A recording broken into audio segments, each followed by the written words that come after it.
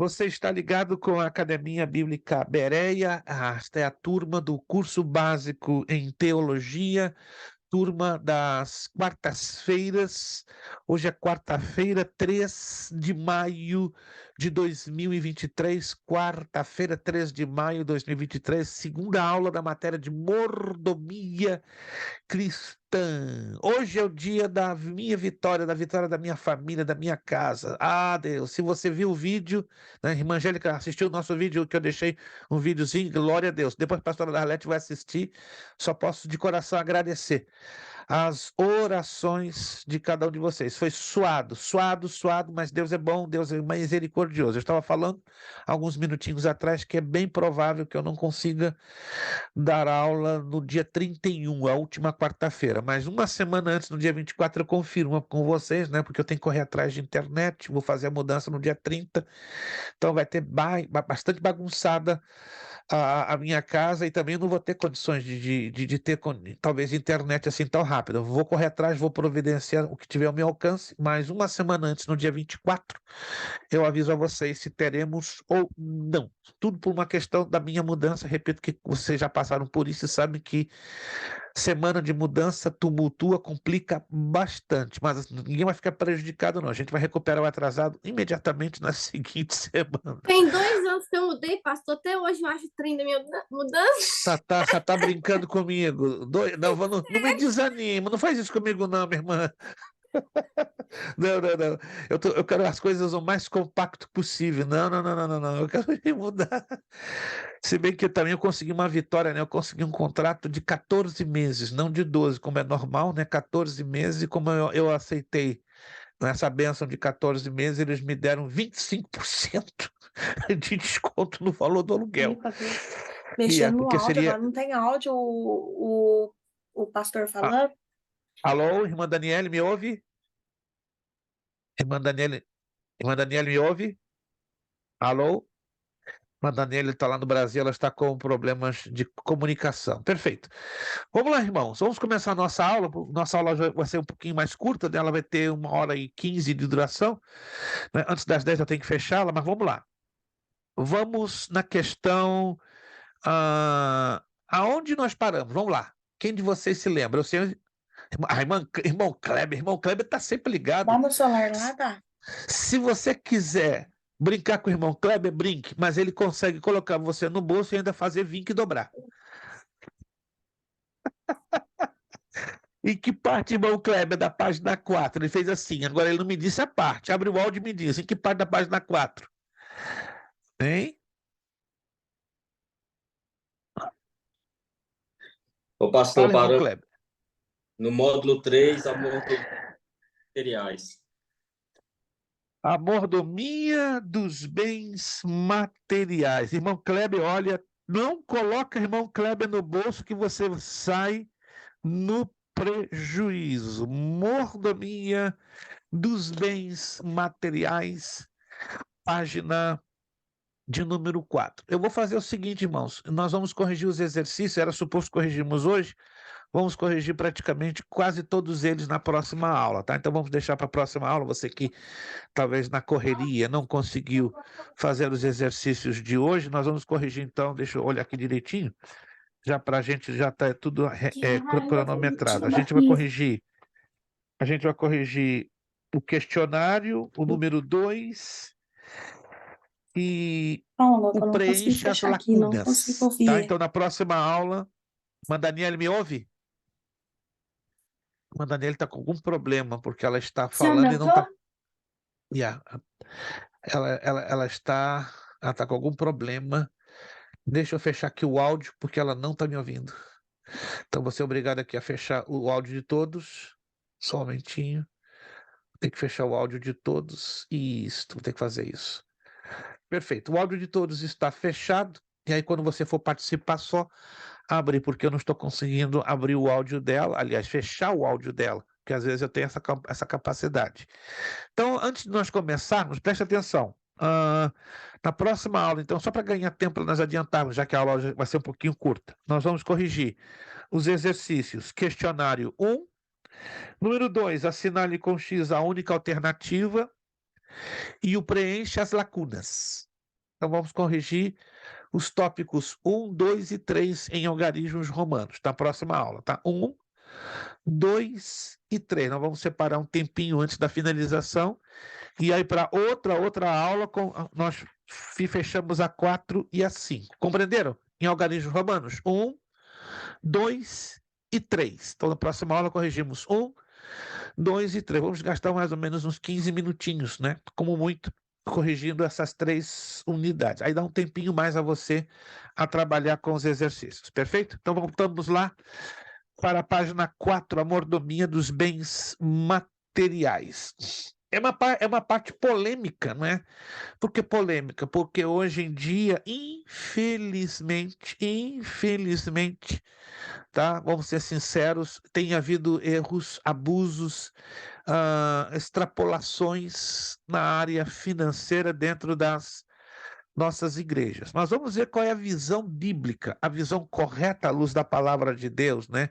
Como é que o cristão deve administrar as suas finanças, como deve ser o comportamento do cristão diante do dinheiro. Sempre foi, e hoje mais do que nunca, é uma área muito delicada. O cristão e as finanças. Na mordomia dos bens materiais, o cristão deve trabalhar honestamente para garantir sua sobrevivência financeira. Desde o Gênesis após a queda, o homem emprega esforços com o suor de seu rosto, é o que nos ensina Gênesis 3,19. Para obter os bens de que necessita, isso é feito de maneira constante. Nesse aspecto, a preguiça é um pecado intolerável diante de Deus. Assim, ele exorta ao preguiçoso que aprenda com as formigas, pois estas trabalham no verão para garantir o mantimento no inverno. Quantos de vocês já viram aquele montinho de formiguinha, tudo juntinha, lá, carregando pedacinhos de folhas ou pedacinhos até de areia? Alguém já viu? É um negócio interessantíssimo. Elas andam em fileiras, não é? E geralmente é assim, ó, um lado da outra. Ou seja, assim, está nesse sentido, e aí quando termina a fila, abre uma outra fila do lado e elas caminham assim, ó. Interessante, isso é um senso de organização que Deus colocou no instinto das formigas. Ou seja, as formigas, olhando para um lado, são muito mais organizadas do que nós, né? E trabalham com uma garra louca, sobretudo no verão. Analisa com cuidado. Procura um formigueiro no verão, ó, vai estar assim. Vai estar assim. E no inverno você não vai ver nenhuma delas, nada, porque elas trabalham exatamente por instinto, por direção de Deus, todo o verão, ok? E no inverno você não vai ver nenhuma formiga na superfície, porque o que elas tinham que fazer, fizeram e bem feito na época do verão. Por isso que Provérbios usa o exemplo da formiga como uma boa trabalhadeira. O cristão e as riquezas. Deus não demoniza a riqueza, nem diviniza a pobreza. Que interessante! Mas o cristão não deve recorrer aos meios ou práticas ilícitas de ganhar o dinheiro, como o bingo, a rifa, as loterias e outras formas fáceis de buscar riquezas. Vamos ler o que Provérbios, capítulo 28, versículo 20. Eu conheço um pastor batista que ele joga na raspadinha toda semana. Ele fala, pastor, paguei $180 hoje. Sério? 3 raspadinhas. 60 cada uma. Meu irmão, não tem vergonha? Pastor, eu ganhei mês passado $12.000. Ainda deu dízimo. Que? Não acredito. Era assim, numa inocência. Não dá pra ir. Comecei a rir, gente. Conversando assim, numa conversação de vídeo, comecei a rir. Comecei a ficar nervoso. Quando eu fico nervoso, se ninguém não me conhece, ao invés de eu ficar com raiva, cara fechada, eu dou ataque de gargalhada. E você até se ofende, porque tá rindo na minha cara. É porque eu tô nervoso. Quando eu estou nervoso, gente, eu começo a rir muito. E ele, você tá debochando de mim, pastor? Não, eu tô nervoso. O irmão deu ainda dízimo dos 12 mil que ganhou na raspa. Irmão, para pensar que irmão tá brincando com Deus. Meu pastor nunca me disse que é pecado. Caramba, meu, vamos lá em Provérbios 28, 20. O que diz a palavra de Deus? Em Provérbios 28, 20. Aleluia! O homem fiel será acumulado de bênçãos, mas o que se apressa a enriquecer Tá te chamando. não passará sem castigo. Eita, irmã Daniele. Está me ouvindo, irmã Daniele? Não está me ouvindo. Ela está com um sério problema. Deixa eu de novo fechar o áudio. Ela acabou abrindo. Ela não está percebendo. Uau, ela não está me ouvindo. Mas, Daniele, se a senhora está me ouvindo, me dá um sinal, por gentileza. Eu não estou muito certo se a senhora está me ouvindo ou não. Acredito que a senhora não está me ouvindo. A senhora não está me ouvindo. Por favor, se a senhora está me ouvindo, me dê um sinal. Ela não está me ouvindo. Mas tá bom. Eu vou repetir o texto, irmãos. O homem fiel será acumulado de bênçãos. Não é qualquer um, não. É o homem, a mulher fiéis. E será o quê? Acumulado de bênçãos. Mas a segunda parte do versículo. Mas o que se apressa, tem pressa, para enriquecer, que vai ter, qual é o resultado? Não passará sem castigo. Então que Deus tenha misericórdia, que não sejamos tentados, não é, a chegar numa casa lotérica, mesmo passando lutas, dificuldades financeiras. Senhor, abençoa minha raspadinha, abençoa minha loteria, abençoa meu bingo. Não, ele não vai te abençoar, porque ele não vai contradizer a palavra dele. Isso é um ganho apressado. Eu conheço, infelizmente, não só esse pastor que eu acabei de mencionar, mas eu conheço em Massachusetts, conheço em Connecticut, conheço em várias partes do Brasil, obreiros que dizem: não, não é pecado, Deus sabe da nossa necessidade. Claro que ele sabe, mas acima de tudo, ele vela pela palavra dele. Irmão, alguém está me entendendo? Que Deus trabalha com muita seriedade com respeito a isto. Isso chama-se ganho fácil, ganho rápido, ganho ilícito, e isso não agrada ao coração de Deus. Que diga a você, seja pastor, seja obreiro, que joga na raspadinha, joga na loteria, que já deu o dízimo do que ganhou na loteria ou na raspadinha, irmãos, Provérbios 28:20 não muda, não muda. Eu posso mudar, nós podemos colocar os nossos conceitos, mas o que a palavra de Deus disse está dito e está acabado. Se queremos obedecer, amém. Se não queremos obedecer a palavra, vamos ter consequências difíceis e pesadas sobre as nossas vidas.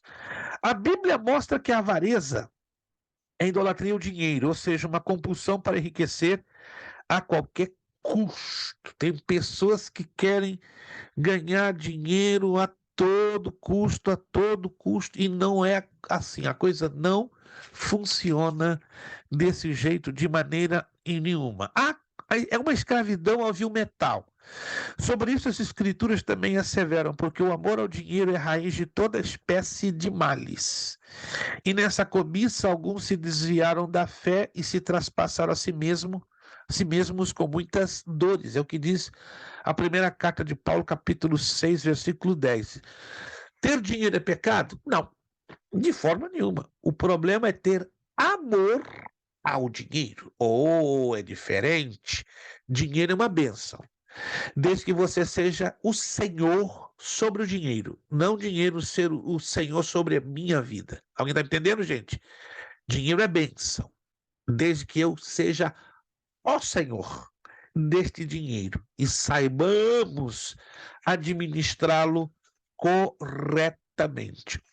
Não é a única razão, entenda-me bem. Uma das razões porque Deus, em alguns casos, não dá muita prosperidade financeira a alguns dos seus servos é porque Deus sabe perfeitamente. Aqui. E não me mal interpretem. Deus conhece o nosso coração e as nossas tendências. Se ele é só um exemplo, por favor, não me mal interpretem. Digamos que Deus está com a vontade de dar 60 milhões de dólares na mão do irmão Kleber. Eu estou querendo abençoar o Kleber. Mas sabe de uma coisa? Se eu desse 60 milhões na mão do Kleber, ele vai ficar um pouco distante de mim. Então eu não vou fazer isso. Eu vou fazer o seguinte, vou dar o suficiente para o Kleber. Não vou deixar faltar o pão na mesa dele, não vou deixar faltar trabalho, não vou deixar faltar saúde. Vou estar ali com a minha mão sempre abençoando o Kleber e suprindo um jeito todas as necessidades dele. Agora, se eu dei os 60 milhões na mão do Kleber, já vi. Vou perder o meu filho da minha presença. Alguém está me entendendo, gente? Deus conhece as nossas tendências. Não, jamais faria isso, pastor. Ué, quem de nós garante? Quem de nós garante? Imagine, cai na sua mão agora Oh, 60 milhões de dólares. Fale, irmã Angélica. me fez lembrar de um casal lá da minha igreja. Nossa, eles eram uma bênção, uma bênção, uma bênção, benção. Aí o homem começou a enriquecer, enriquecer e foi enriquecendo. E moral da história, eles se corromperam e saíram da igreja. Mas antes, nossa, eles eram uma bênção, eles ajudavam e tal. Mas depois eles não aguentou pressão, não. Deus, eu pergunto a vocês, não conhece aqui dentro, lá no fundinho? Sim ou não? Ele conhece. E eu garanto a você que você não conhece aqui dentro de você mesmo. Não. Nem eu conheço aqui dentro. Eu olho para o meu rosto todo dia de manhã. E hoje eu fiquei triste, né? 5 novos pés de galinha aqui do lado do meu rosto, do meu olho. Eu fiquei triste. Ei, meu Deus. Eu apertei para cá, apertei para lá. 5, contei direitinho. 1, 2, 3, 4, 5. Aqui não dá para ver, né? Mas eu me aproximei do espelho e falei, meu Deus. 5, assim mesmo. Parecia, não pé de galinha, pé de pato. Minha esposa, o que eu ouvi, rapaz? Tô mal. Não nego que eu vou fazer 64 anos e 70. Ai, Jesus. Eu só consigo ver o meu rosto, está entendendo? Mas aqui dentro, ó, só um que conhece. E como ele conhece aqui dentro, ele sabe como cuidar de mim, tratar de mim, mexer comigo. E com o Luiz Prestes, o senhor faz o seguinte, ó, não me mal interprete. Com o Luiz Prestes eu quero ele no cabresto, dependendo de mim 24 horas. Não sei como é com você, mas comigo é assim, ó, no cabresto. Tim! Não dá tempo nem para olhar para a esquerda, para a direita. Estou aqui, Senhor, não vou perder o meu olhar na tua presença. Tá igual lá Deus, no Velho Testamento, né? Passou todo dia o maná. assim é comigo, minha irmã. Eu não tô me queixando, compreende? É duro, o negócio é complicado. Chega numa hora que você tem que tomar uma decisão firme e olhar para trás, entende? Que nessas horas, vocês estão me entendendo? O diabo nessas horas tenta minar na nossa mente que Deus não vai entrar com a provisão. É coisa muito louca, né? Ele já fez milagres lá atrás. Mas há momentos que você fica debaixo de uma pressão tão insuportável que você começa não a duvidar, mas a. Hã? Será? Mas não tem esse negócio de será. O será já é dúvida, já é pecado. Então a gente tem que parar tudo e dizer: peraí, eu sei que Deus fez por mim lá atrás. E ele não vai mudar. Eu mudo, mas ele não muda. Então nós temos que ter essa consciência que por mais que eu e você mudemos aqui dentro, ele, nosso Deus, não muda. Se me permite dizer alguma coisa nesse sentido, eu quero dizer o seguinte: ainda que você passe por uma situação que se sinta encurralado, de mãos e pés amarrados, ele não mudou e não vai mudar nunca. Nós mudamos. Mudamos, às vezes, a nossa fé, a nossa visão, nosso foco e até mesmo a nossa fé, mas ele não muda. Amém, irmãos? Deus não muda. Deus não muda. E ele não importa a circunstância. Tá bem, tá mal, tá chovendo, tá fazendo sol. Ele não muda. Como diz a E essa é Escritura, a ele não causa tem. de nós sermos consumidos, né, pastor? Pronto, falou tudo. Falou tudo. 50 pontinhos para nossa irmã Angélica. Essa é a 50 pontinhos, essa é a causa de nós não sermos consumidos, é as misericórdias dele, entendeu? Mas é uma área difícil para nós cristãos aprendermos dependência, a área financeira. Essa é uma área, não diga que é fácil, que é mentira, não é fácil, irmãos, é difícil. É difícil demais, demais, demais. Só quem vive ali, ó, e está com a fé fortalecida, é que não digo que vai entender, mas vai assimilar um pouquinho melhor, porque cada dia Deus nos dá experiências diferenciadas. Vamos lá. tipo, pastor, última coisa, eu estava lendo e eu já li tantas vezes e não tinha observado, só que dessa vez Deus falou comigo através disso. Eu estava lendo quando Salomão pediu a Deus sabedoria. Aí Deus fala para Salomão: olha, eu te dei sabedoria e já te dei, mas peraí, já te dei lá no passado? Como assim? Eu fiquei com aquilo na mente, falei, meu Deus, será que o Senhor já me deu também? Olha que interessante, irmã Angélica, como Deus é interessante, né? Às vezes eu digo, Deus é engraçado, porque ele tem senso de humor. Ele já nos revela na palavra e deixa bem claro na palavra o que ele já fez em nosso favor e o que ele ainda fará. Então, esse é um dos textos que muito, não apenas falou a nossa irmã Angélica, mas também já falou comigo.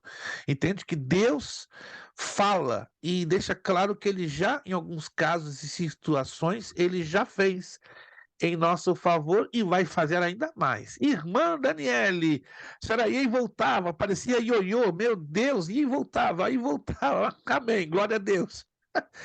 Eu ouvi a senhora falar aí com o seu menino, né, com sua criança, mas a irmã Daniele está em algum planeta. Eu ouço ela, mas ela não me ouve. Mas amém, é isso mesmo, são as Eles comunicações mudaram da a configuração, pastor. Tava tudo em inglês e eu falei, e agora, Jesus, o que que eu Ei, faço? Jesus, tá? Você vai ter que aprender a falar em línguas de novo, em inglês. Mas amém, que bom que Deus deu a graça e a senhora conseguiu vencer. Jesus, olha o que Jesus disse. Jesus nos ensinou: acautelai-vos e guardai-vos da avareza, amor ao dinheiro. Porque a vida de qualquer não consiste na abundância do que possui. É como a irmã Angélica falou, as pessoas, algumas delas mudam quando elas ganham prosperidade. Você, com certeza, a irmã Angélica já deu aqui um testemunho, várias pessoas que na igreja, sem ter muita prosperidade, era benção, muita benção. Bastou ganhar um pouquinho aqui, ó, vai para a cabeça. Para a cabeça e para o coração. E aí muda. Na verdade, não muda, irmãos. Posso dizer uma verdade bíblica? Elas se revelam. Yes. Basta colocar um pouquinho aqui na mão que elas se revelam. É fácil. Elas sempre foram essa pessoa, só que elas nunca se revelaram. Elas se revelam com isso aqui, ó. Né? Abraham Lincoln, o 16º presidente americano, costumava dizer: 3 coisas, se você colocar na mão de um homem, ele vai se revelar: dinheiro, fome e poder. Olha que interessante. Dá na mão de uma pessoa dinheiro, fama e poder. Aí você vai conhecer quem ela é. Ela se revela. Entende? É Você o que olha, o é uma diabo ofereceu Jesus, pastor, no deserto. Aí. O próprio diabo mostra a essência dele, né? Porque ele é avaro, ele é ambicioso por dinheiro, por fama e por poder. E ele pensa que é o dono, e entre aspas, ele é de certa forma um dono, não é? Porque ele roubou esse direito espiritual de Adão e Eva ali no Éden, e por isso que ele oferece o que ele não é dele. Ou seja, ele usurpou, ele roubou, não é? Por isso que ele disse: tudo isso eu te darei se prostrado me adorares. Veja que atrevimento do diabo, né? Como ele fosse o dono do céu e da terra, mas ele não é. Ele só tomou posse, digamos, do direito de governabilidade do planeta Terra, porque Adão e Eva entregaram na mão dele. Por isso que 2 de Coríntios 4,4 diz que ele é o Deus deste século, né? O Deus desse sistema organizado de coisas. Então, que Deus ajude a você, minha irmã, meu irmão. Se um dia colocarem dinheiro, fama e poder, cuidado. É um dia perigoso. Se você ganhar 60, 70, 80, 100 milhões de dólares, dá 3 glórias a Deus, começa a orar o Pai Nosso de trás para frente e grita: Senhor, tem misericórdia de mim. Agora eu estou salvo. Com 100 milhões de dólares, me dá humildade para não subir a minha cabeça. Se você ganhar poder nas mãos, peça misericórdia. Se você ganhar fama, peça misericórdia. Irmãos, não deixe essas 3 coisas subirem a sua cabeça, porque são as 3 coisas que têm poder de nos jogar no chão e nos tirar da presença de Deus. Por isso tem pouca gente rica, humilde. Por isso que tem pouca gente famosa, humilde. Por isso que tem pouca gente cheia de muito poder político nas mãos, humilde. Porque a tendência é subir a cabeça, mas que Deus nos ajude, nos dê sabedoria. Se é para você ter muito dinheiro, que Deus não permita você descer do pedestal da humildade, tá? Que você fique lá na posição de dependência para com Deus. Deu certo, irmã Isabel? A irmã Isabel vai e volta, né? Vai e volta, vai e volta. A irmã Fernanda chegou e ficou. Agora a irmã Isabel está indo e voltando. Graças a Deus. Vamos lá, gente. Jesus também, olha, ele ratifica o seguinte: mas ajuntai tesouros no céu, onde nem a traça nem a ferrugem consomem, e onde os ladrões não minam e nem roubam. Então a melhor poupança, a melhor segurança de guardar tesouros é lá em cima, mas infelizmente o ser humano é muito ambicioso, ele já quer ver aqui na Terra algum resultado, alguma produtividade. A melhor coisa é fazermos a obra de Deus por amor, e estamos com isso ajuntando lá em cima tesouros. Quer um texto na Escritura para que você entenda como é lindo, como é gratificante e como é seguro o que fazemos aqui na terra e lá no céu já temos recompensa garantida? Primeira carta aos Coríntios, capítulo 15, versículo 58. Primeira carta aos Coríntios, carta de Paulo aos Coríntios, capítulo 15, versículo 58. Primeira carta de Paulo aos Coríntios, capítulo 15, versículo de número 58. Portanto, meus amados irmãos, escreveu Paulo aos Coríntios, sede firmes, inabaláveis e sempre abundantes na obra do Senhor. Olha o conselho que Paulo dá, que coisa linda. Sede, número 1, firmes. Segundo, inabaláveis. E terceiro, sempre abundantes na obra do Senhor. Qual é o resultado? Sabendo que no Senhor o vosso trabalho não é em vão. Aqui na terra, o meu trabalho que posso dar para Deus não vai nem ser reconhecido por ninguém. Você não vai ganhar um tapinha nas costas e nem dizer: ei, parabéns, Kleber, parabéns, Darlete, parabéns, Isabel, muito bom, bravo! Talvez vocês nunca vão ter isso. Mas lá em cima, na medida que eu trabalho para Ele, com amor, com garra, com sacrifício, Ele lá em cima está olhando para mim, para você e dizendo: não tem a mínima ideia do que está sendo preparado aqui quando chegar. Não tem ideia do tamanhão da recompensa, do galardão que eu tenho guardado. Porque muitas das vezes queremos ver aqui na terra, queremos receber aqui, mas vamos aprender a esperar só lá de cima. Ô, Não pastor, espere. Sim, deixa eu ler minha tradução aqui. Olha que bonito minha tradução. Olha. vamos lá. Porquanto, meus amados irmãos, permanecei firmes e que absolutamente nada vos abale. Dedicai-vos dia após dia à obra do Senhor, plenamente consciente de que que no Senhor todo o vosso trabalho jamais será improdutivo. Que lindo, isso é uma versão ampliada, né? Que, depois me diga que tradução é essa, ela me lembra muito a versão, é King James, ok. Ela lembra muito a Amplified Bible, né? A Bíblia ampliada em inglês. Eu não conhecia. Ouvi falar muito da King James atualizado, demais, mas não tinha ideia, que eu ainda não tenho, né? Eu tenho a King James em inglês no... Para pregar, pastor, essa é a melhor. Das que eu uso, né? Maravilha. Depois fotografa e posta aí para o grupo, né? Que tem outra dica excelente, né? Eu já tinha ouvido falar desta Bíblia, mas eu ainda não a tenho. Eu só tenho a King James em inglês, que na verdade é New King James Version. Mas me haviam comentado que a tradução dessa em português era muito boa, e agora eu estou observando que sim. Né? Quando o senhor vir, eu vou te dar um de presente, pastor. Hein? Quando o senhor vir, eu vou te dar um de presente. Ei, Jesus da glória, Jesus bradou na terra, bradou lá na ilha.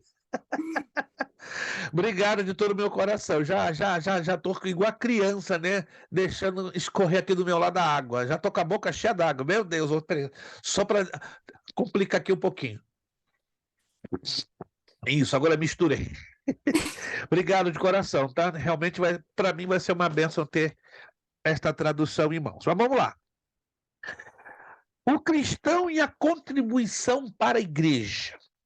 Na igreja local, há várias maneiras pelos quais o cristão pode e deve contribuir para a expansão e manutenção da obra do Senhor. Essa contribuição deve ser feita através dos dízimos e das ofertas voluntárias. Jesus reiterou a necessidade da contribuição com os dízimos, repreendendo a hipocrisia dos fariseus, pois há inúmeras necessidades da igreja que requerem as contribuições dos fiéis.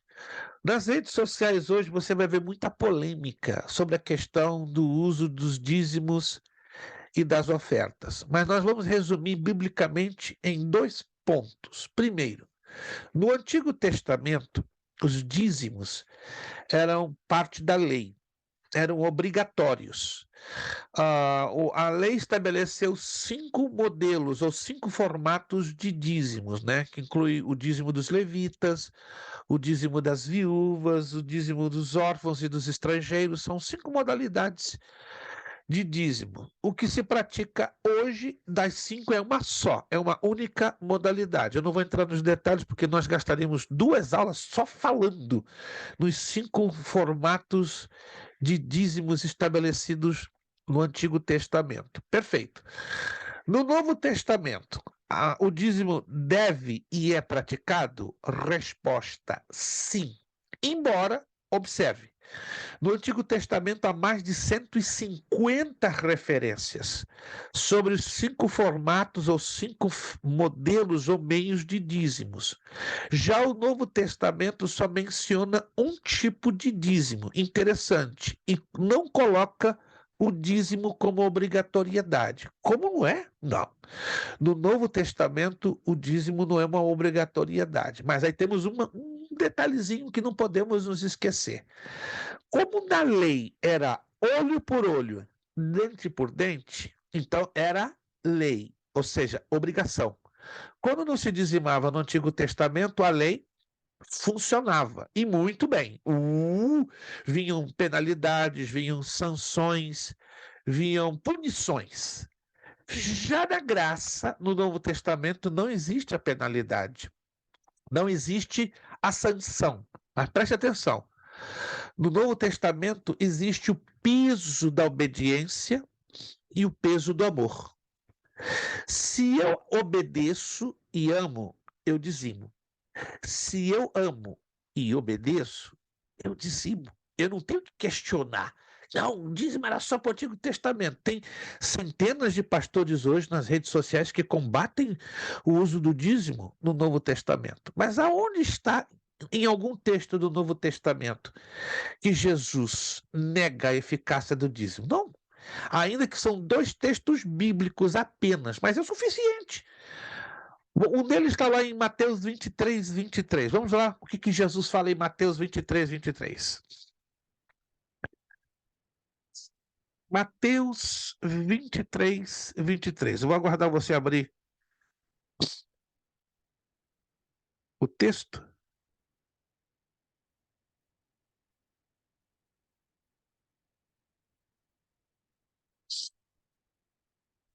Mateus 23, 23. Diz lá a palavra de Deus em Mateus 23, 23. Ai de vós, escribas e fariseus, hipócritas, porque dais o dízimo da hortelã, do endro e do cominho, e tendes negligenciado os preceitos mais importantes da lei: a justiça, a misericórdia e a fé. Devias, porém, fazer estas coisas sem omitir aquelas. Ou seja, os fariseus davam muito mais importância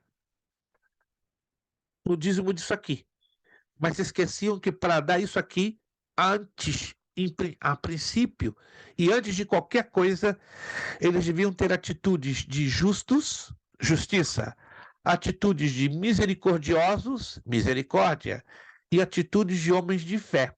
E não, eles não tinham essas 3 atitudes.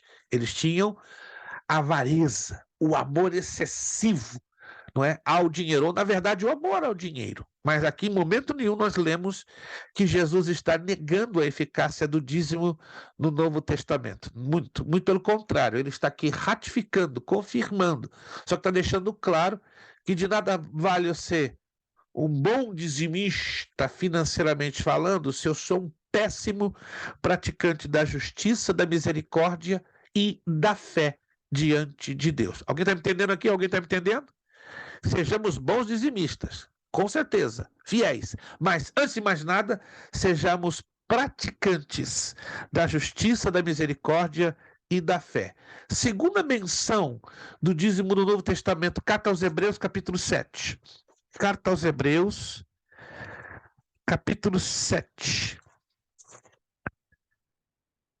Carta aos Hebreus, ou Epístola aos Hebreus, capítulo de número 7. Carta aos Hebreus, capítulo de número 7, versículo 1. Porque este Melquisedeque, rei de Salém, sacerdote do Deus Altíssimo, que saiu ao encontro de Abrão, quando voltava da matança dos reis, e o abençoou, para o qual também Abraão separou o dízimo de tudo. Primeiramente se interpreta rei de justiça, depois também é rei de Salém, ou seja, rei de paz. Sem pai, sem mãe, sem genealogia, que não teve princípio de dias, nem fim de existência, entretanto, feito semelhante ao Filho de Deus, permanece sacerdote perpetuamente. Então, essa é a segunda menção do dízimo do Novo Testamento. Inclusive, essa é a mais antiga menção do dízimo, né? Que o dízimo não foi estabelecido dentro da lei. Interessante, né? O dízimo foi instituído 1000 anos antes da lei. Que impressionante! Aqui era mais ou menos 2500, 2750 antes de Cristo. E não foi um judeu que estabeleceu o dízimo, foi um caldeu, um idólatra. Uau, que tremendo! Então, foi definitivamente uma demonstração de gratidão. Então, estamos aprendendo aqui com esse texto que o dízimo, primeiramente, é uma demonstração de gratidão a Deus, porque Abraão estava reconhecendo o Deus dos judeus, não é? O Deus de Israel, como o seu Deus, e estava com isso o quê? Demonstrando gratidão. E ligado à gratidão está o quê? A obediência e a fé. Se eu sou obediente e se eu tenho fé, eu sou uma pessoa grata. Ninguém é grato, gente, presta atenção, ninguém tem gratidão no coração se primeiro não obedece e não ama e não tem fé. Então, dízimo é uma questão de obediência, de amor, de fé, de gratidão. Está tudo num pacote, entendeu? Então, o peso da graça hoje, ele é muito maior do que da lei. Então, quem não dizima hoje, alegando que o Novo Testamento não valoriza mais o dízimo, não está obedecendo, não está amando, não está tendo fé e, pior, não está sendo grato. E outra coisa, Deus está pedindo o mínimo, 10%. Se você quer dar 20, amém. Se você quiser dar 30, amém. Se você quiser dar 50, amém. Mas o mínimo que ele pede, 10. Só 10. Nada mais. Se você quiser dar acima de 10%, aí é um outro assunto. Hoje temos igrejas que, infelizmente, estão aí abusando. Estão pedindo 30, estão pedindo trízimo, o quadrízimo, o quindízimo, o hecdízimo, e vai. Mas, biblicamente, é somente 10%. Mas, pastor, se eu quiser dar 20%, é uma coisa entre você e Deus. Mas, biblicamente, pela palavra de Deus, o mínimo são 10%. Tá entendido, gente? Tá entendido? As ofertas voluntárias, por isso que se fala, voluntárias. Você dá dentro também de uma voluntariedade. Alguém me perguntou esses dias, pastor, e as primícias? Se eu não der as primícias, é pecado? Aonde está escrito que é pecado? Primeiro, deixa eu deixar bem claro. A prática de entregar as primícias, se você estudar a fundo, lá no Antigo Testamento, era uma prática entre Deus e a nação de Israel. Opa, então a igreja não pode praticar as primícias? Eu não estou dizendo que as primícias, anote aí que eu estou dizendo, era uma prática obrigatória entre a nação de Israel e Deus, porque marcava o vínculo de relacionamento, como a circuncisão era uma marca do vínculo de relacionamento entre Deus e Israel. E o dar as primícias era outra marca de relacionamento entre Deus e Israel. Mas se eu, como igreja, como gentio e cristão, quiser dar as primícias, eu posso fazê-lo, mas isso não é obrigatório. Hoje, infelizmente, aqui na América, no Brasil, estou vendo igrejas que estão impondo, não é, as primícias como uma obrigação, e não funciona. O dízimo, sim, as primícias, não. Temos que entender o pano de fundo que cada uma dessas duas situações são colocadas. Se você quiser praticar as primícias, à vontade. Mas o que a Bíblia nos orienta para ambos os povos, igreja e Israel, são dízimos e ofertas voluntárias. As primícias unicamente voltado para a nação de Israel a título de obrigatoriedade. Agora, se você quiser, né, contribuir com as suas primícias, é uma coisa sua, entre você e Deus. E that's it. Alguém está me Pastor, entendendo?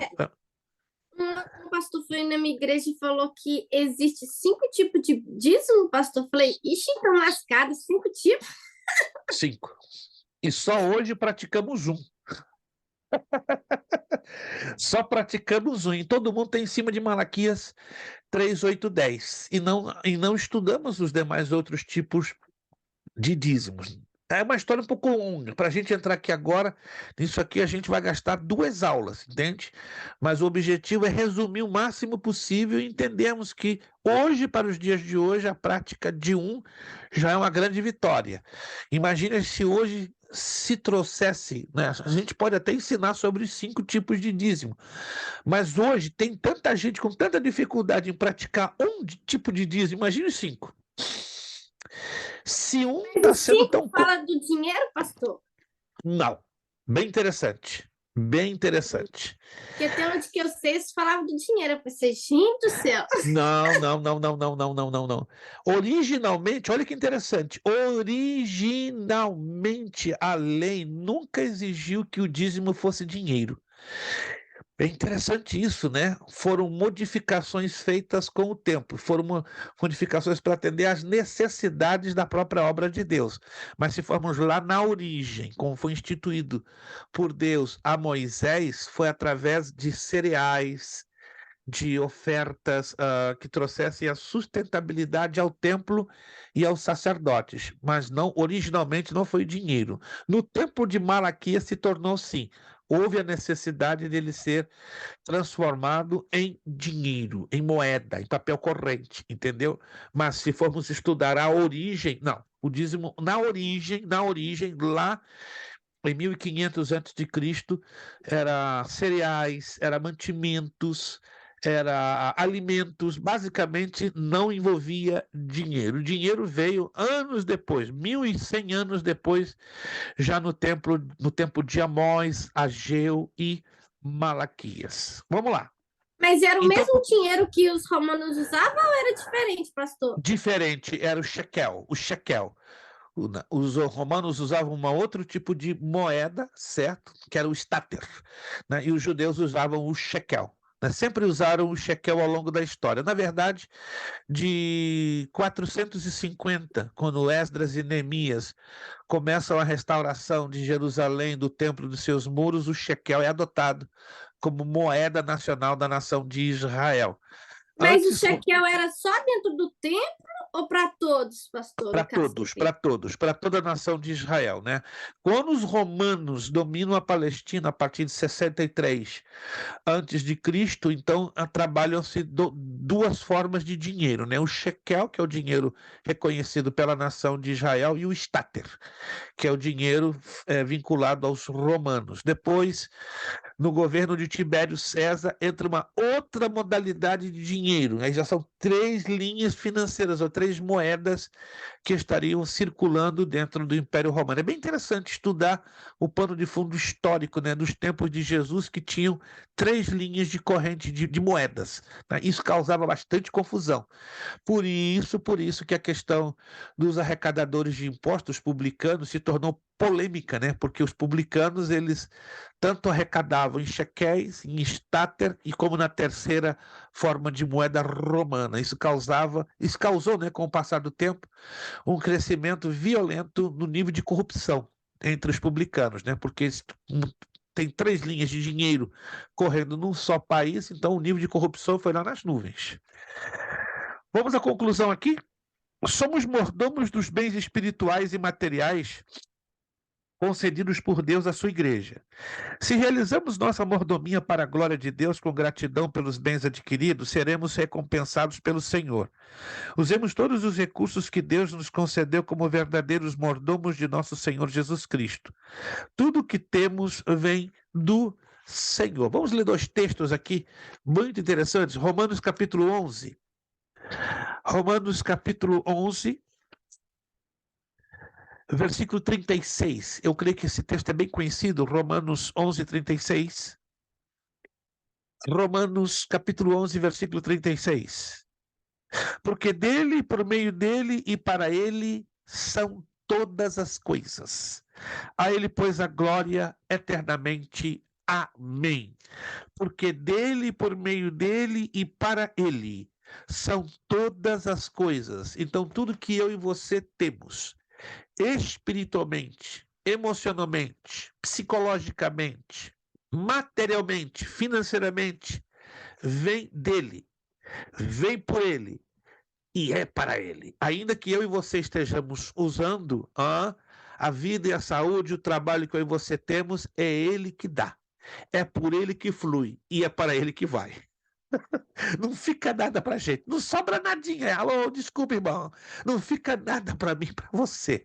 É tudo para ele, é tudo dele e é tudo para a glória dele. Paulo disse em uma outra carta dele: se vivemos, se morremos, é tudo para ele.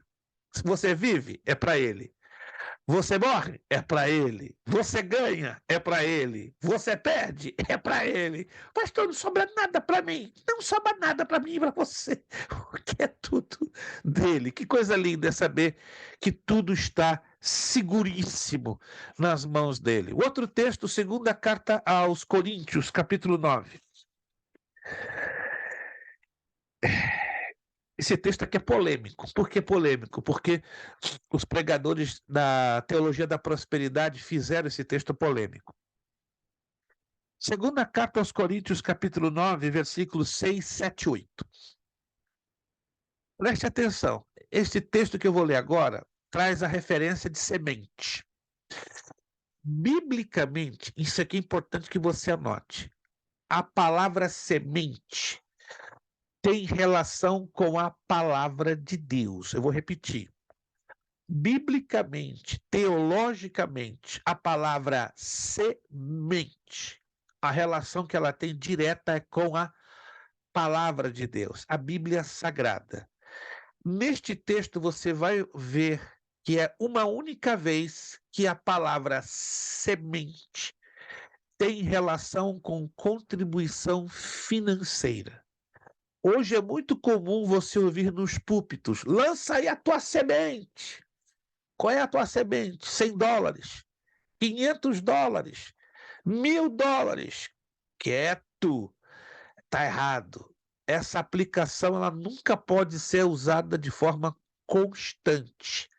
Somente Paulo usou essa abordagem neste texto a título comparativo, não a título simbólico ou tipológico, porque quando é simbólico ou tipológico, a aplicação ela é constante. Alguém está me acompanhando? Ela é constante.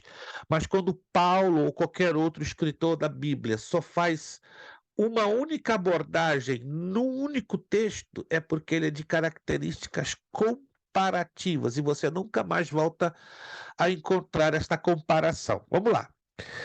Segunda carta de Paulo aos Coríntios, capítulo 9, versos 6, 7 e 8. Isto afirmo: aquele que semeia pouco, pouco também ceifará. E o que semeia com fartura, com abundância, também ceifará. Cada um contribua segundo tiver proposto no coração, não com tristeza ou com necessidade, porque Deus ama a quem dá com a alegria. Então, esse é o único texto que você vai encontrar a expressão ou dar a ideia de semear por causa de uma comparação, de uma linha de proporcionalidade. Não querendo dizer que o dinheiro, a contribuição, ela é uma semente. Aqui está falando da linha comparativa, da linha de proporcionalidade. E outra coisa, aqui nos ensina que nós não devemos dar de qualquer maneira. Temos que dar, cada um contribua segundo tiver proposto no coração. Não com tristeza. Hoje tem pregadores, você tem que dar os $1.000 hoje. E aí Jesus vai te devolver 4. Isso é barganha. Isso é pecado, isso é heresia, isso é negociar com o emocional das pessoas. Dá o teu aluguel que Jesus vai te dar a casa própria. Mentira. Mentira. Tem muita gente aí com boa fé que está dando dinheiro do aluguel para dar essa oferta. Isso é safadeza. Desculpe a expressão meio pesada. Isso é roubo. Isso é exploração da fé. Que muitos têm uma boa fé, mas não têm o quê? Uma visão bíblica clara, então estão atendendo a manipulações emocionais. Diga, irmão João, abra o seu áudio. Pastor, eu gostaria de pedir ao professor que pudesse falar um pouco sobre a teoria da prosperidade, mas não somente abrangendo o que ela significa, mas como ela tem se infiltrado, principalmente nas igrejas e comunidades brasileiras, porque hoje eu noto que aqui nos Estados Unidos isso é algo que as pessoas já estão acordando para saber que isso não tem um contexto bíblico. Porém, pelos vídeos que eu assisto na internet da igreja brasileira, algumas vezes igrejas sérias adotam alguns aspectos da teologia da prosperidade sem saber, e muitas vezes a pessoa leiga que está sentado e ouvindo a pregação ou participando da igreja toma aquilo como uma realidade espiritual, como algo de fato que é correto segundo a palavra de Deus. O senhor pode falar um pouco disso para a gente? Vou falar em 5 minutos, porque se eu começar a dar os pormenores, eu vou gastar todo o tempo de aula que ainda resta, em torno de 20 minutos. Mas vamos lá em 5 minutos. A ideia da teologia da prosperidade, ela nasce em 2 países ao mesmo tempo, quase no mesmo tempo. Primeiro, no Canadá, com a unção de Toronto. Não sei se vocês já ouviram falar da famosa unção de Toronto, no Canadá, isso no final dos anos 80.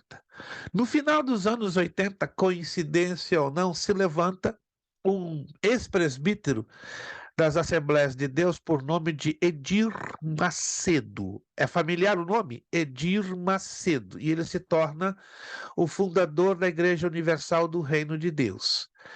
Tanto através da unção de Toronto, como através da Igreja Universal do Reino de Deus, se criam, vamos dizer, 2 linhas diferenciadas da teologia da prosperidade, que nos anos 90 e 2000, elas se fundem, elas se encontram em pontos muito comuns e ganham desdobramentos e desenvolvimentos, como, por exemplo, do Agenor Duque, né, que é um grande herege, vocês já devem ter visto nas redes sociais, o pastor Valdomiro, e tantos outros, né, que ganharam vários desdobramentos. Eu estou sendo muito ético e cuidadoso em mencionar nomes, né, uma vez que esse vídeo aqui vai cair nas redes sociais, então a gente tem que ser muito criterioso, porque hoje vocês sabem, né, se a gente faz menção da verdade mencionando nomes, nós temos até o risco de ganharmos um processo ou um sum na cabeça.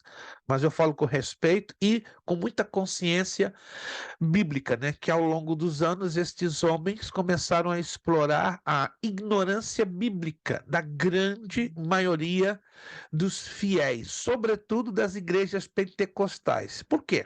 Porque está provado, né, que nos anos 80, 90, início dos anos 2000, as igrejas pentecostais, como Assembleias de Deus, Casa da Bênção, Deus e Amor, não eram muito inclinadas a isso aqui, ó, a fazer um estudo profundo das Escrituras Sagradas. A coisa de 10 anos para cá que as igrejas pentecostais estão acordando para o estudo da palavra de Deus, né? Devido a várias situações agressivas que estão aí rachando, ferindo, machucando as igrejas pentecostais. Mas anteriormente as igrejas tradicionais, como Batista Pentecostal, Batista Presbiteriana, Metodista, igrejas tradicionais, elas nunca se inclinavam a esses modismos, né? Muito pelo contrário, eles atacavam pesado, né, contra esses modismos. Mas vamos lá. Com o passar do tempo, tanto a ideologia da unção de Toronto como a de Edir Macedo ganharam um terreno muitíssimo forte e começaram a ganhar simpatia nas igrejas pentecostais.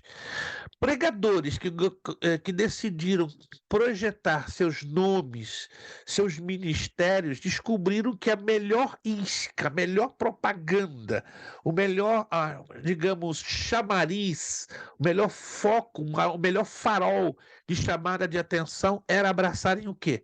A teologia da prosperidade. Foi então que começou o maldito hábito de se cobrar cachês quando a pessoa é convidada, né? Eu me recordo, nos anos 70 e 80, eu pregava, irmãos, a palavra de Deus ainda muito jovem, e nunca perguntavam quanto é que você cobra para você pregar na minha igreja. Hoje, eu confesso, é constrangedor demais. Pastor, quanto é que você cobra? Hã? Como é que é?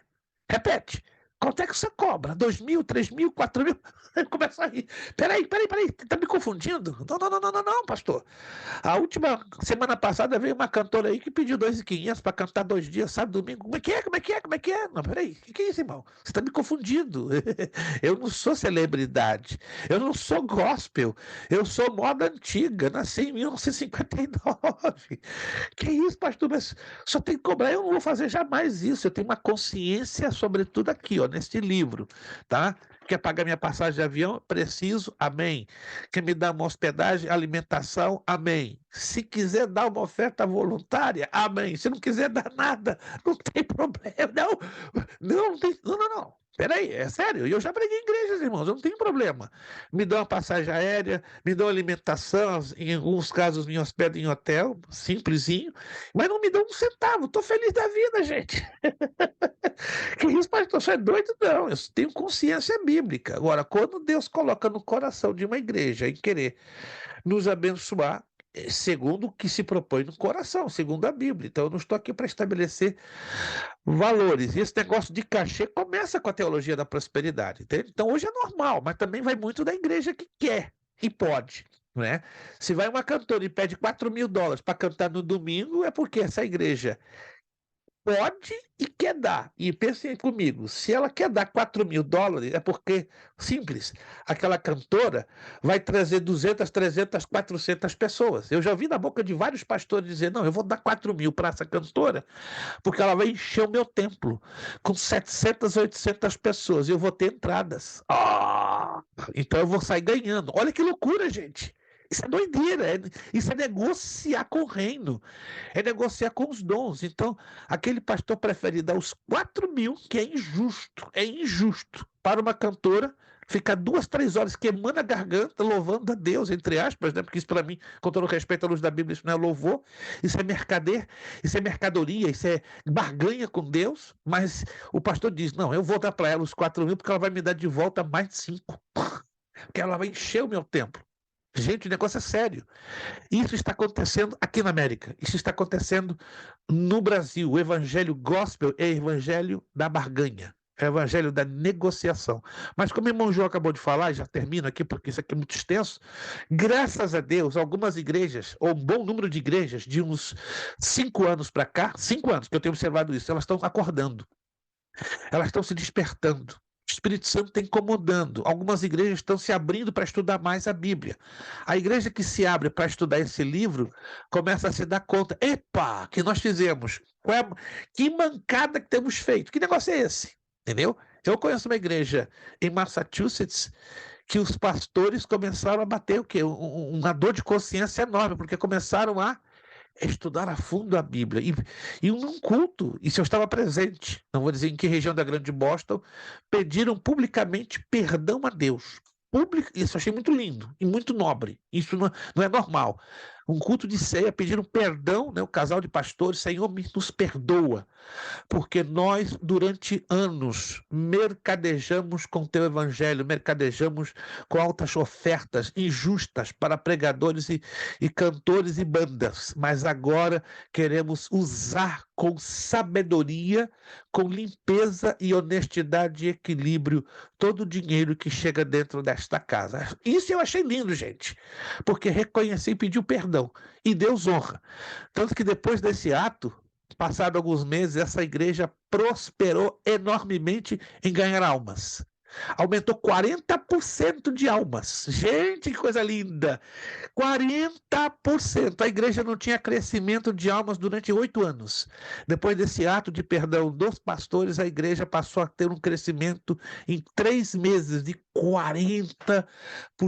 Olha que o arrependimento marca muito o coração de Deus. Então, minha oração é que Deus abale as igrejas, para que reconheçam que muitas delas erraram, peçam perdão e entendam que o caminho é esse aqui, ó, a Escritura Sagrada, e que eles tenham consciência do que é mordomia, porque há muitas dessas igrejas não têm consciência de o que é mordomia cristã. Eu só posso resumir isso aqui, irmão João, nesse espaço de tempo, né?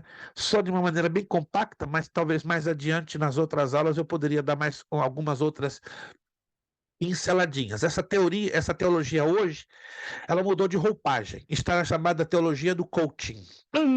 O coaching é mais agressivo do que a teologia da prosperidade. Ela é muito mais agressiva e ela está ganhando um espaço enorme nas igrejas brasileiras aqui na Flórida e aí no norte, né? Eu estou informado que Massachusetts, Connecticut, Nova York e New Jersey é o campo forte. Ih, olha lá, irmã Fernanda, tá assim, ó.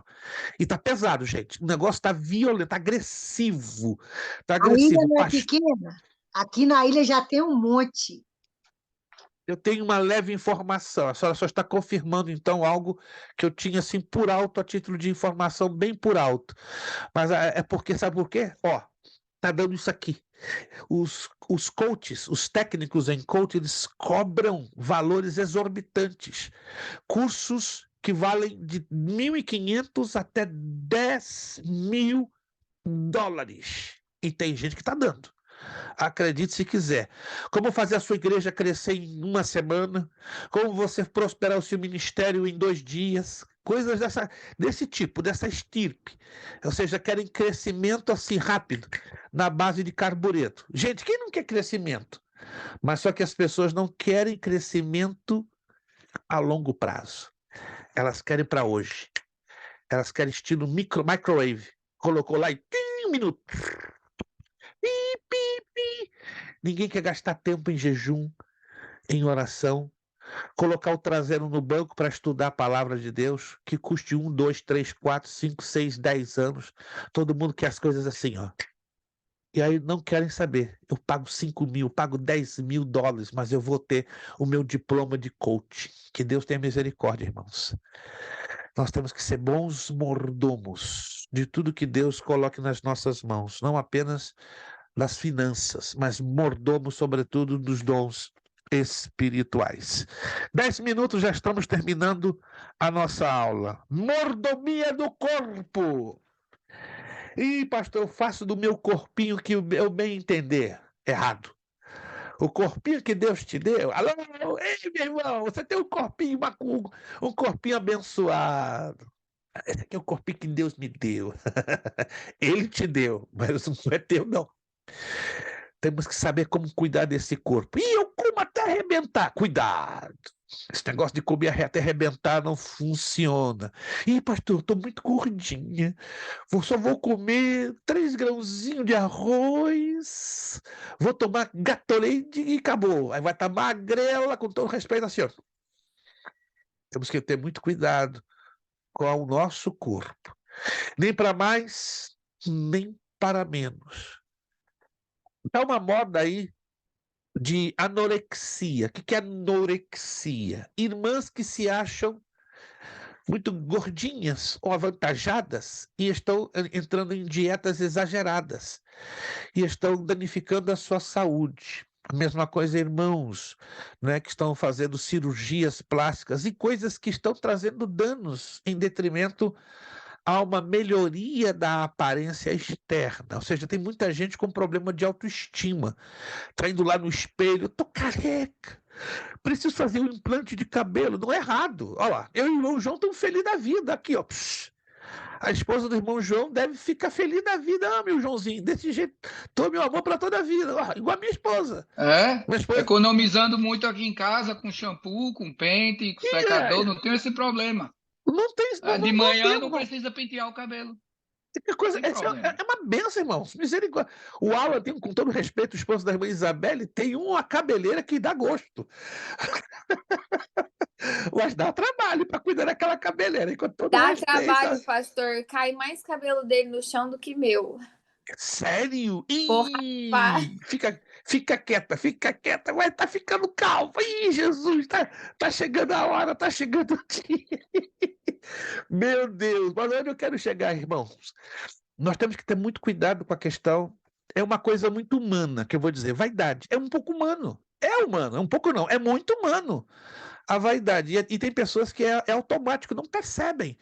Estão se tornando, ai meu Deus, não é ruim, não é errado você cuidar da aparência, mas temos que ter cuidado com os exageros no cuidado da aparência. Vamos então dar uma introdução dessa partezinha aqui, que é um pouquinho polêmica, mas vamos ver o que a Bíblia fala da mordomia do corpo.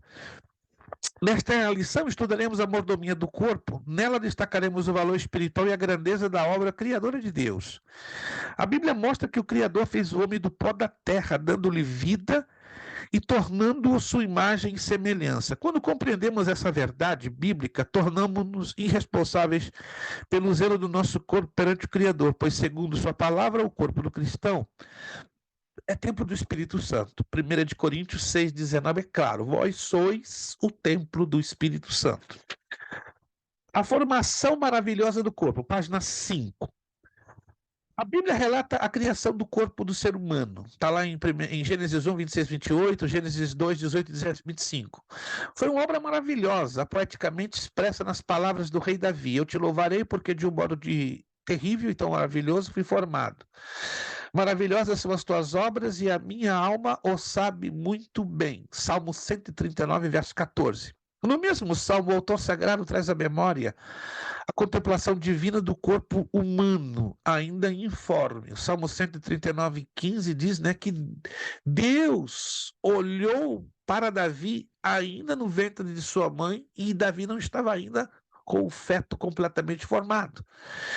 Louve a Deus por sua maravilhosa criação.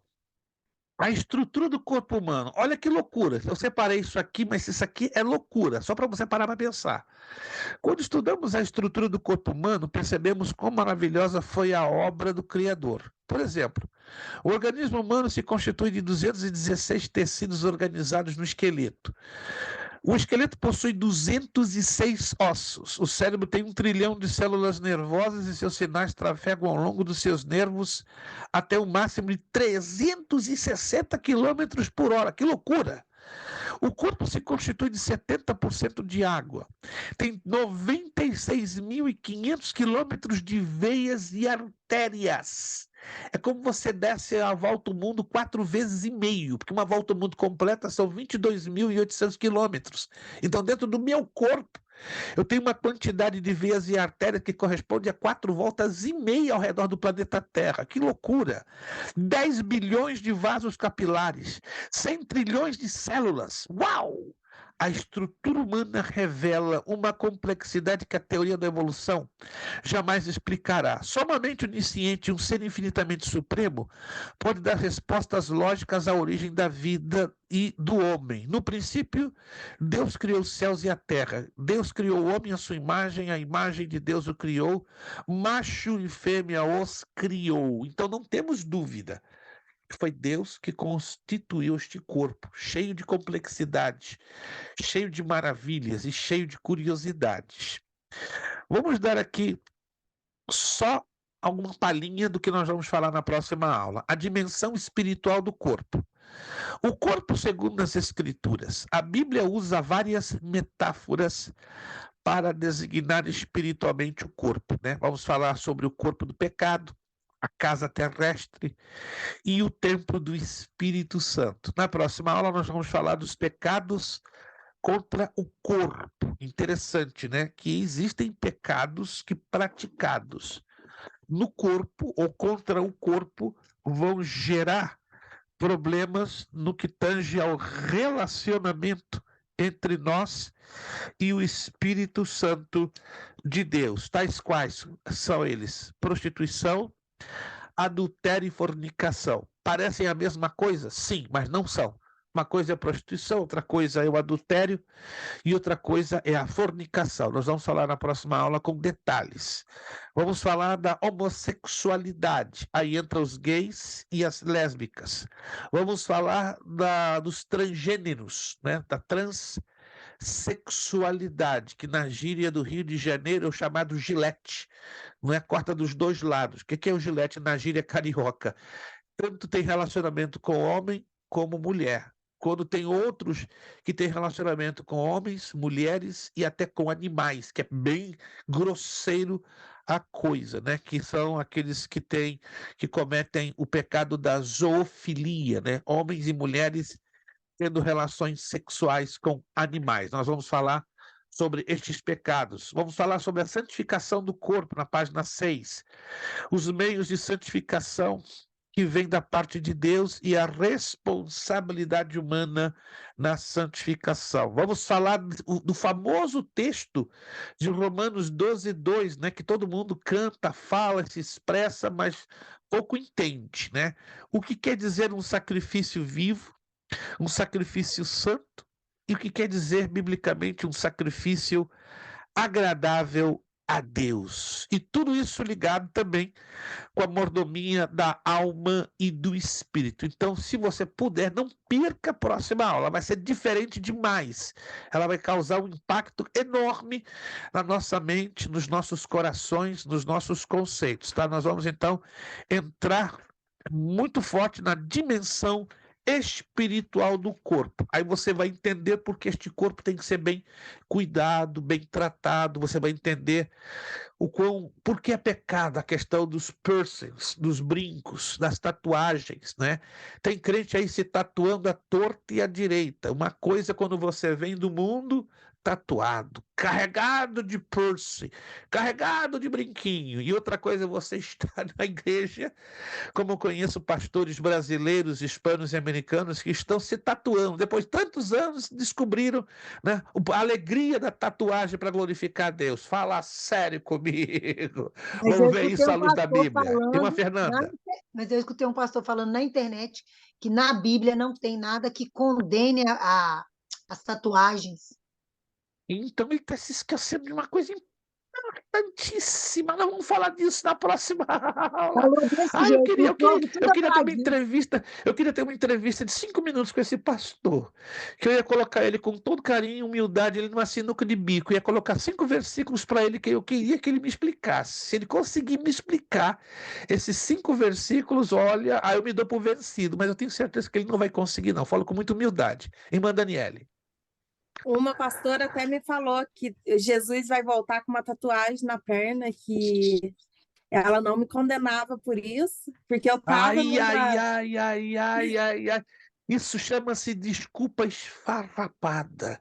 Pega É o verdade. texto fora de contexto, aplicação que não tem nada a ver. Irmãos, se Jesus tem ou não tatuagem, pouco nos importa. Aquilo ali é uma situação que é aplicada unicamente para Jesus, entendeu? É unicamente. Lembre-se que Jesus disse: o cálice que eu bebo, nenhum de vocês vão poder tomá-lo.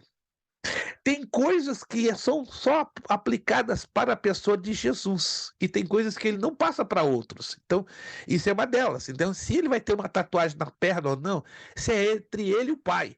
É uma situação que é aplicada unicamente à pessoa de Jesus. Nunca vimos em momento nenhum Jesus incentivar os discípulos a se tatuarem Alguém já leu isso da Escritura? Nos 4 evangelhos, Jesus motiva os discípulos a se tatuarem, colocar brinquinho, colocar piercing. Eu não vi, nunca vi isso, irmãos. Por favor, vamos separar as coisas. Aliás, vocês sabem, graças a Deus, separarem as coisas. Mas quem não estuda a palavra de Deus a fundo, é muito fácil pegar texto fora de contexto e criar desculpa esfarrapada para justificar as suas ideias humanistas e até mesmo diabólicas e heréticas. Irmãos, está muito boa essa aula, mas temos que terminar. Já vai dar 10 horas.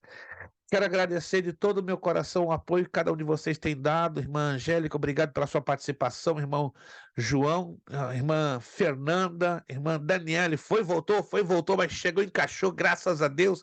Lutou com a configuração do inglês e português e acabou dando certo. E irmã Isabel, tá voando esse bichinho atrás da senhora, vai e volta, né? O bonito do ao vivo é isso aí, né? Acontece essas coisas, né? Você numa aula que não é ao vivo, você nunca vai ver passarinho vindo de um lado para outro. Só falta baixar um anjo ali do lado da irmã Isabelle, né? Aí vou dar tanto glória aqui que eu não vou conseguir terminar a aula, né? E pode acontecer, né? Só baixar um anjo ali. Aliás, pode baixar o anjo Alain, né? Que até agora eu não vi ele baixar, mas ele pode baixar a qualquer momento. Obrigado, irmão Kleber. Deus abençoe o seu esforço. Pastora Darlete, obrigado pelo seu esforço. E irmã Isabel, que hoje não conseguiu estar no visível, mas fique tranquilo, a gente entende, é muita correria, muita batalha, é muito corre-corre, mas o importante é que a senhora se esforçou e esteve aí conectada, tá bom, gente?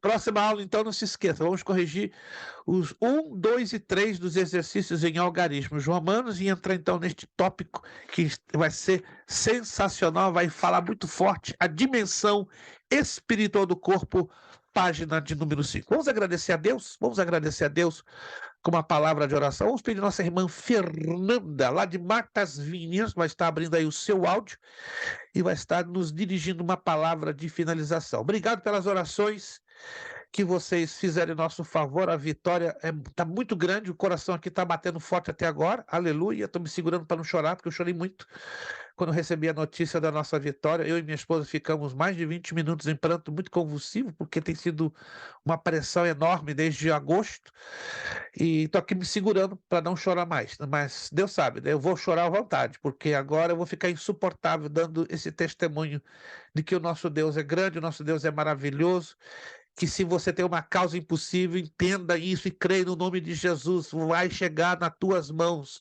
a vitória da tua causa impossível. A minha era impossível totalmente, aleluia, aleluia, aleluia, a minha causa era impossível, mas Deus faz possível o impossível. Peça graça, chore aos pés dele, que no tempo certo ele vai se manifestar e vai glorificar o nome dele. Assim que, gente, obrigado, continue nos ajudando, né? Dia 30, permitindo Deus, estamos aqui de mudança e confiando que Deus completará a boa obra que começou. Irmã Fernanda de Souza, lá de Martas Vinhas, nos despedindo com a palavra de oração. Beijo no coração de seu esposo, irmão Zandro. Só vou ver ele agora dentro de 11 semanas, né? Porque agora está com o irmão Kleber, o outro professor do MED, mas em 11 semanas estão mais juntinho, se Deus quiser, porque aí eu vou para o MED e ele volta para o bacharel. Irmã Fernanda, orando e agradecendo ao Senhor. Amém. Obrigado, irmão Zandro. Deus abençoe. Obrigado pelas suas orações. A vitória é nossa pelo poderoso nome de Jesus. Olha, estudando, ó. Ô, irmão Zandro. Deus abençoe, irmão Zandro. Deus abençoe. Irmã Fernanda, nos dirigindo a palavra de oração. Senhor, meu Deus, muito obrigado, Senhor, por essa oportunidade que passamos agora, Senhor Jesus, aprendendo um pouco mais da Tua palavra, Senhor Jesus. Continua nos abençoando, nos guardando, Senhor Jesus. Obrigado, Senhor Jesus, pela providência, pelo milagre, Senhor, que o Senhor fez na vida do pastor, meu Pai. Agradecemos, Senhor Jesus, porque nós sabemos, Senhor Jesus, que quando não há mais o que fazer, é porque, às vezes, de entregar nas Tuas mãos e deixar o Senhor agir, meu Pai.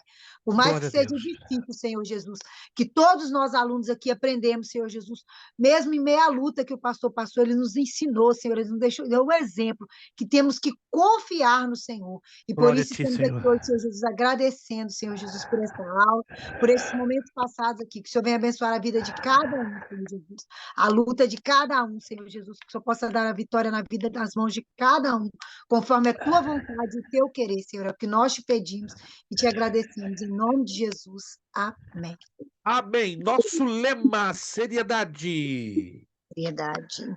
Compromisso. Compromisso. Disciplina. Disciplina.